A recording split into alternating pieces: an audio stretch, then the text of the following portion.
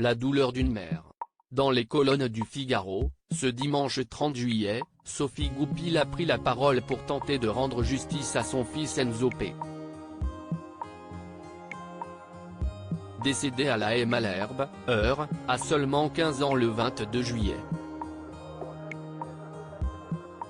L'adolescent a été poignardé par un jeune de son âge au thorax et à la cuisse, sans raison apparente. Je suis une maman en colère. Il n'y a pas d'appel à la vengeance mais je veux que la justice fasse quelque chose, a expliqué sa mère au Quotidien, déplorant le désintérêt de la classe politique et des médias pour l'assassinat de son fils. La France en a marre. Pourquoi ne parle-t-on pas de mon fils ? Parce qu'il ne vient pas d'une cité mais d'une petite commune de 1400 habitants ? Parce que nous sommes restés dans le respect, le silence et le calme ?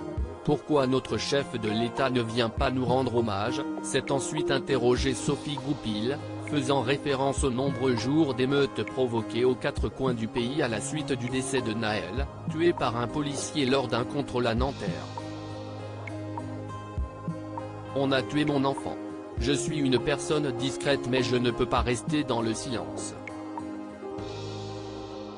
Quand des jeunes agissent comme ça à 15 ans, si est-il qu'il y a un réel problème. Il faut que l'histoire de mon fils serve de leçon, a insisté la mère d'Enzo dans le Figaro. Les proches d'Enzo se sentent délaissés. Interviewé par CNews 10 jours après le drame, le maire de la commune, Serge Marais, a soutenu les propos de Sophie Goupil. On peut dire qu'on est délaissé. Si ça avait été dans une grande ville, on en aurait parlé beaucoup plus. Je sais que la maman aurait voulu du soutien de la part de l'État, ne serait-ce qu'un coup de téléphone, a-t-il affirmé.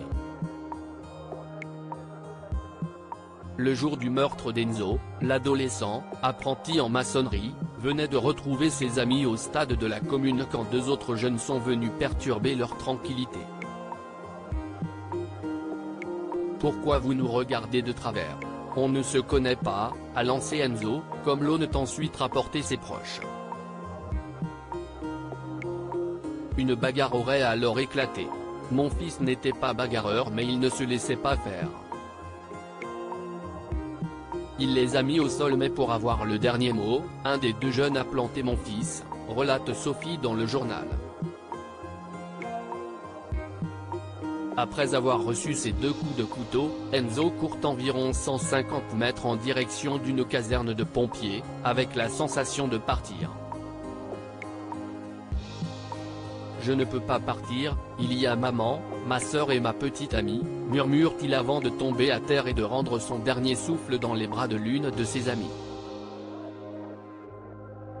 Inconnu de la justice, l'auteur présumé du meurtre qui avait pris la fuite en voiture sans permis avant d'être interpellé, a été mis en examen pour homicide volontaire et placé en détention dans un centre pour mineurs, rapporte le Figaro. Le tueur de mon fils est actuellement en prison mais l'instruction sera longue.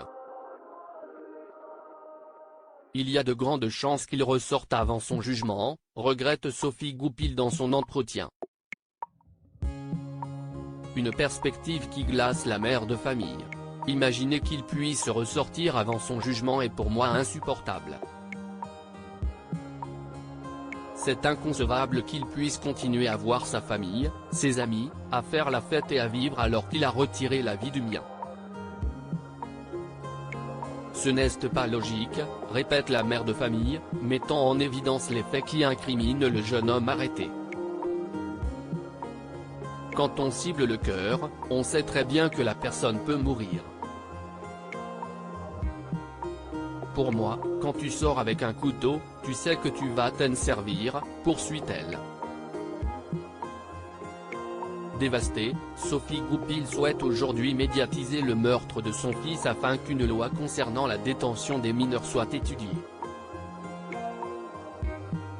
Une pétition à destination du garde-sceau, Éric Dupond-Moretti, était mise en ligne il y a quelques jours et déjà récolté près de 27 000 signatures. Crédit photo, capture d'écran CNews.